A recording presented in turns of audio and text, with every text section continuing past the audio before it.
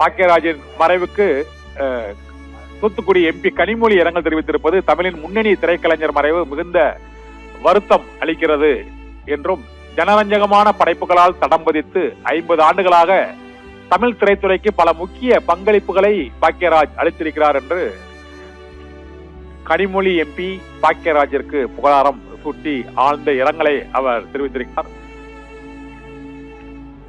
மறைந்த இயக்குனர் பாக்கியராஜின் மறைவுக்கு கனிமொழி MP ஆழ்ந்த இரங்கலை தனது திரைக்கதைகளில் மனித மனங்களின் உளவியலை பிரதானமாக வைத்து தமிழில் பல முக்கிய திரைப்படங்களை படைத்து திரைக்கதை மன்னன் என்று புகழப்பட்டவர் பாக்கியராஜ் என்றும் அவரது குடும்பத்தினர், உறவினர்கள் உள்ளிட்டோருக்கு ஆழ்ந்த இரங்கலை தெரிவிப்பதாகவும் கனிமொழி வெளியிட்டுள்ள அந்த இரங்கல் செய்தியில், தமிழின் முன்னணி திரைக்கலைஞர், இயக்குனர் அவர் மறைந்த செய்தி மிகுந்த வருத்தம் அளிக்கிறது என்று